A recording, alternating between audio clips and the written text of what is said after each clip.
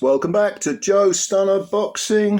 Got a state of my hair, Jesus Christ. Anyway, as I keep saying, if you got hair at my age, it's an achievement, so I shouldn't knock it. But anyway, let's talk about DAZN, namely the widely reported development that Queensbury and Frank Warren may be moving to DAZN. In fact, it's likely they will be moving to DAZN when their TNT Sports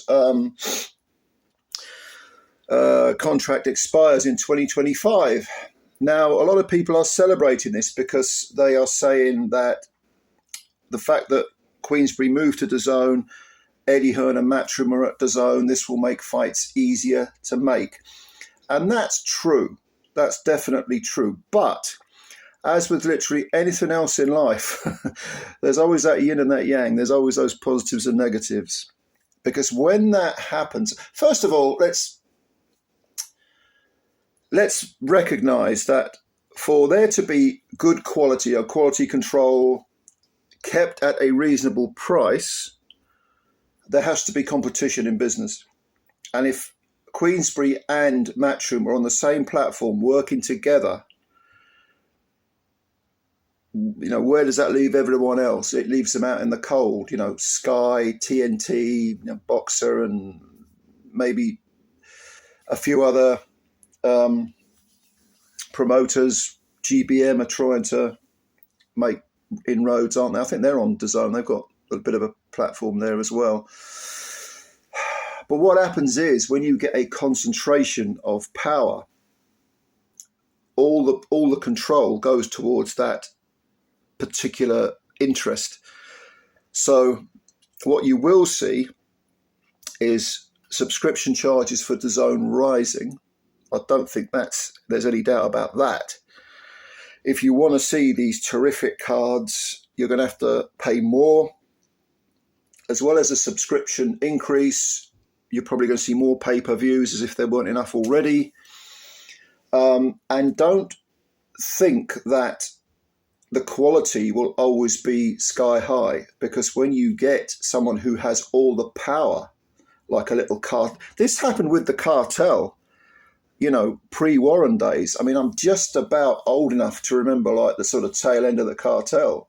Mickey Duff, Jarvis Astaire, Mike Barrett, and who's the one I'm forgetting? There's a fourth, wasn't it? Oh, Terry Lawless was involved, yeah. Where they basically held everyone else to ransom, held boxers to ransom, because they said, if you don't work with us, there's no one else for you to work with. So even though, it was a cartel, and even the thing about Britain is there's no monopolies commission. There is in America. And although a team up between Warren and Hearn would not be a monopoly, it would nevertheless concentrate most of the power on one particular platform. So it would be a step towards a sort of cartel situation, but internationally. And look, it bears mentioning that for years, Hearn and Warren supposedly hated each other, and Warren was always insulting Hearn, and Hearn was taking a piss out of Warren and all this. And for years, actually, Hearn was flying and Warren was in the doldrums because, he was trying to get Box Nation off the ground, and, his company wasn't making a tremendous amount of money, whereas Hearn was. And so they were on very much different sides of the fence. But why were they on different sides of the fence? Because of business, not because they have any great love for the fans or their fighters or whatever. They have always been cut from the same cloth. It may be different coloured cloth. One may be beige, one may be very patterned, but it doesn't matter. It's the same cloth. It's the quality is the same in terms of, shall we say, ethics and, intent. They're both money men. The bottom line is money. They want to make money for themselves, for their companies. And yes, they're boxers. The boxers come along and come and sign with me. Don't go over there with him. Come and sign with me. I'll give you more money. I'll give you more opportunities. Now, imagine if there is no over there. Come and sign with me. Oh, you don't want to? Oh, what? You want more money? Oh, you want more opportunities? Tough. You're not getting them.